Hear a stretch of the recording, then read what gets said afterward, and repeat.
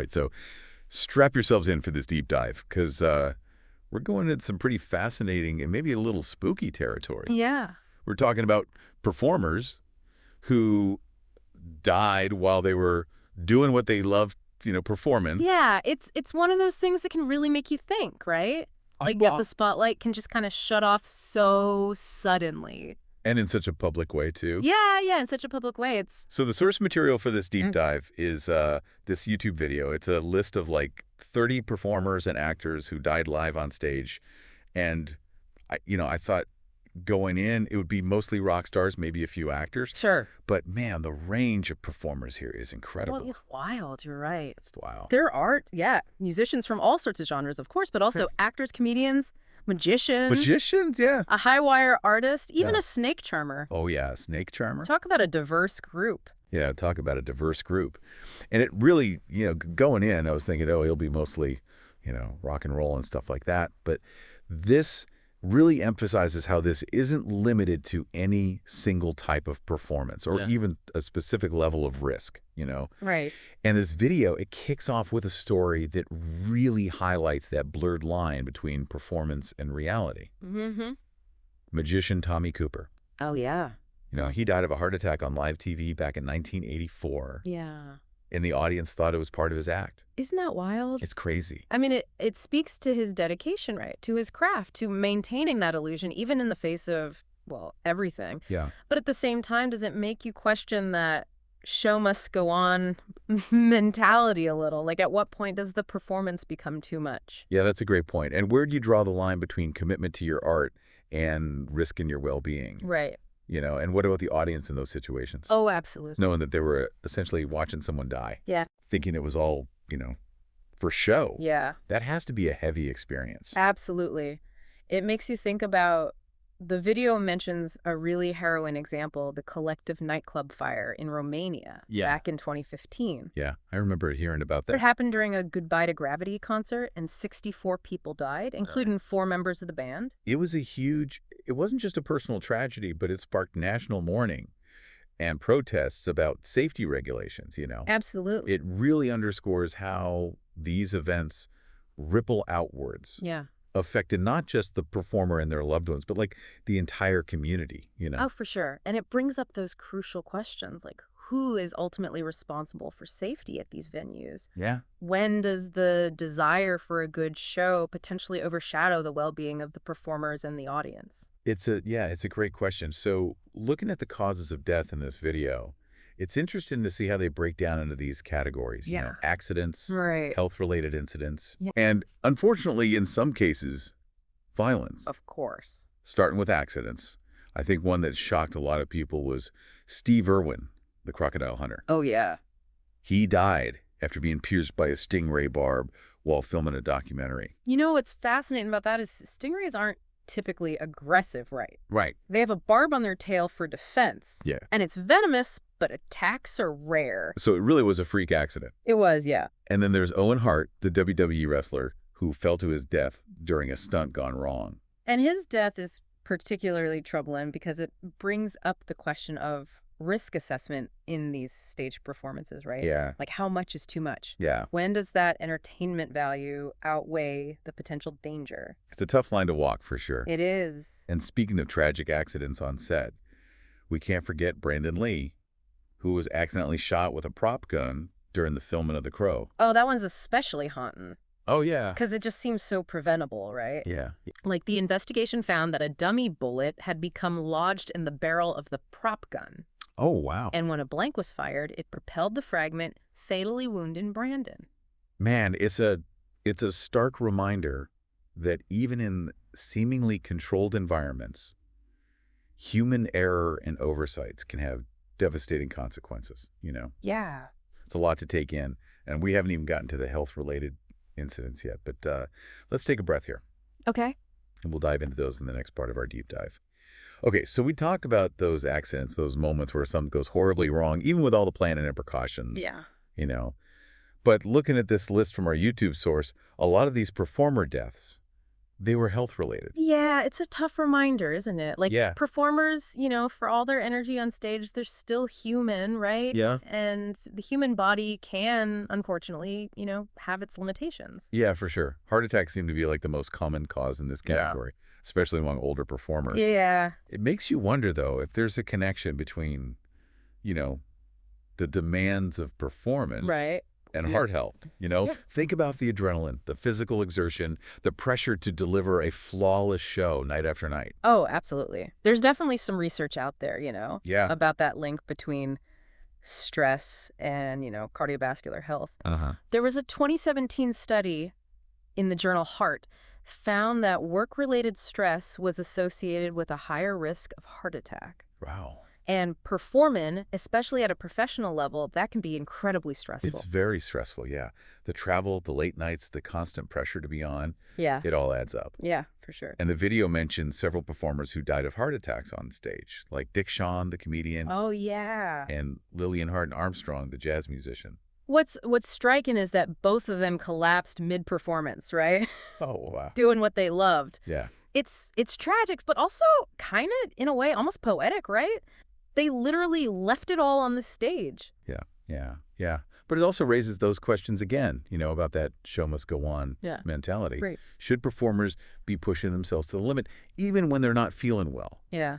At what point does that responsibility shift from the individual performer to the organizers, the management, the people who are ultimately responsible for their well-being? That's a tough one. It is. It's easy to say, performers should prioritize their health above all else. But the reality is there's a lot of pressure in the entertainment industry to deliver, right? To not disappoint fans, to not let down your team, Yeah. And sometimes performers may not even be aware of underlying health issues until it's too late. Right, yeah. It's a complex issue for sure. But let's shift gears a bit and talk about the cases where violence cut short a performer's life. Okay. These particularly disturbing because they highlight the vulnerability of performers, especially in those moments when they're interacting with fans Right. or the public. The video mentions Dimebag Darrell, the guitarist for Pantera and Damage Plan, Oh, yeah. who was shot and killed on stage by a disgruntled fan. It's awful. And then there's Christina Grimmie, the talented singer from The Voice, who was shot after a concert by, someone who was obsessed with her. It's a chilling reminder that fame, while often glamorous, can also attract unwanted attention. Yeah. And in some cases lead to dangerous situations. Absolutely. It's a difficult balance, Yeah. Performers want to connect with their fans to be accessible. Right. But there's always that element of risk, that unpredictable factor. I'm sure. You can never fully account for. You can't, yeah. And it makes you think about the security measures at these events, Yeah. Are they doing enough to protect performers from potential threats? It's a question that gets debated a lot, especially after tragedies like this, Some argue for increased security, metal detectors, more thorough background checks, but then others worry that that would create a barrier between performers and their fans, Right. Kind of take away from that intimacy and spontaneity of live performance. It's a tough call, yeah. It is. No easy answers there. Nope. But, getting back to that idea of performance being inherently risky, Yeah. there are some examples on the list that really highlight the dangers of certain types of acts. Right. Like Carl Walenda, Oh, yeah. the legendary high-wire artist, Yeah. who died at age 73 while attempting a tightrope walk between two hotel towers in Puerto Rico. 73. 73. That's incredible. It's crazy. And while his death was officially attributed to strong winds, causing him to lose his balance, Right. there were some who questioned whether his age might have been a factor, Oh, wow. had he pushed himself too far. Yeah. Was there a point where his experience and skill could no longer compensate for the physical limitations that come with age? Those are tough questions to answer, and I'm sure they're ones that many performers grapple with throughout their careers. Oh, absolutely. Knowing when to push boundaries and when to step back can be a delicate dance. It is. And speaking of risky acts, the video also mentions Irma Buell, the Indonesian dangdut singer, Yeah. who tragically died after being bitten by a king cobra during her performance. She was known for incorporating snakes into her act, Wow. which obviously carries an inherent risk. But what's even more tragic is that she initially refused treatment, Oh, really? believing that the venom wouldn't affect her. Wow, it seems almost unbelievable, right? That does, yeah. But it also speaks to a certain mindset among some performers, Right. this belief in their own invulnerability, maybe even a sense of destiny tied to their act. It's a complex mix of factors, right? Right. Cultural beliefs, personal conviction, maybe even a bit of showmanship and bravado, you know? Yeah, yeah. It's a tragic reminder that sometimes that line between entertainment and danger can become dangerously blurred. And it brings us back to that question of responsibility. Right. When a performer chooses to incorporate such risky elements into their act, Yeah.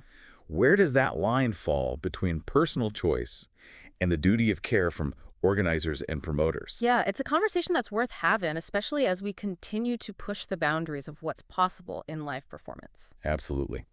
And as we delve further into this topic, we'll be exploring more of these complex questions, looking at the legacy of these performers, Yeah. the impact on their fans and colleagues, Of course. and the lasting effects their deaths had on the world of entertainment. Absolutely. We're going to take a quick break, but when we come back, we'll be diving into some of the more thought-provoking and emotionally resonant aspects of this topic. Stay with us. We've covered a lot of ground in this deep dive, haven't we? We have. From those freak accidents Yeah. to health emergencies to the darker side of fame and fandom, it's clear that the world of performance can be a pretty precarious one. It's true. It's true. And while we've talked a lot about, the risks and the tragedies, Right. I think it's important to remember that for every performer we've discussed, Yeah. there are countless others Right. who continue to dedicate their lives to their craft, Yeah. pushing boundaries, entertaining audiences, Yeah. and just enriching our world with their talents. Absolutely. And their stories, even the ones that ended tragically, Yeah, often leave behind a powerful legacy. they do. It's like their art takes on a new meaning, a deeper resonance, Yeah. knowing the sacrifices they made and the risks they faced. Oh, for sure. Take Red Fox, for example. Yeah. He wasn't on stage when he died. He had a heart attack while rehearsing for a new TV show. Right. But his comedic legacy continues to influence, generations of performers. Yeah. His timing, his delivery, his ability to find humor in everyday life, it's timeless. It's timeless. It's almost like a reminder that even though a performer's physical presence might be gone, their creative spirit lives on through their work. Absolutely. And sometimes their death can even spark important conversations or changes in the industry. Oh, for sure. Like the death of Don Brancheau, Oh, yeah. the SeaWorld trainer who was killed by an orca during a rehearsal. Yeah. I mean, that led to widespread scrutiny Yeah. of the practice of keeping such large and intelligent animals in captivity and using them for entertainment. It forced people to confront those uncomfortable truths about animal welfare Yeah. and the potential consequences of, exploiting them for our amusement. Right. And while the debate continues, there's no denying that Brancheau's death had a profound impact on public perception and industry practices. Absolutely. It made people think more deeply about the often invisible risks faced by those who work closely with animals, Right. whether it's in entertainment, research, or conservation. Yeah, for sure. Speaking of legacies, Yeah. the video, we're using as a source for this deep dive spends a bit of time on Papa Wemba, the Congolese musician. Oh, yeah. He collapsed and died on stage during a music festival. And the footage of it was widely circulated online. His death, aside from being a huge loss for the music world, Yeah. kind of ignited a discussion about, how we document and share these moments. Right. Like, is it ethical to broadcast someone's death, Yeah. even if it happened in a public setting? Yeah. Where's the line between news and exploitation? It's a complicated issue, for sure. It is. On one hand, you could argue that it's a form of historical documentation, a way to preserve the memory of the event and the individual. Right. But on the other hand, it can feel intrusive and disrespectful, Yeah. especially to the family and loved ones. Of course. Of course. It also raises questions about our relationship with death in the digital age. Oh, for sure. Everyone's carrying a camera in their pocket. Yeah. The potential for these kinds of events to be captured and shared has increased exponentially. Absolutely. It's something we as a society are still grappling with. That balance between respecting privacy and acknowledging the reality of death, especially when it involves public figures. It's tough. It is tough. Yeah. Yeah, it's a conversation that's likely to continue as technology evolves and our relationship with media changes. Absolutely. It all circles back to that blurred line between performance and reality, right? Yeah, Like, when does a public figure's life cease to be private, especially in the age of social media? right. It's a question with no easy answers. Oh, easy answers, no. Hmm. It's a lot to ponder, isn't it? It is. We've gone from talking about the technical aspects of stage accidents Yeah. to the ethical implications of film and death, Right. all in the span of this deep dive. It just goes to show how much there is to unpack when we talk about, performers who died on stage, right? Yeah. It's not just about the individual stories, but the broader context, the cultural impact, the questions they raise about our values and beliefs. Yeah, and it ultimately leaves us with more to think about than we might have initially anticipated. For sure. The thrill of live performance, Yeah. the risks performers take, the legacy they leave behind, it's all intertwined in a complex and fascinating tapestry, Yeah, you know? it is. So, as we wrap up this deep dive, Yeah. I think the most important takeaway is this. Yeah. Cherish those moments when you get to experience the magic of live performance. Right.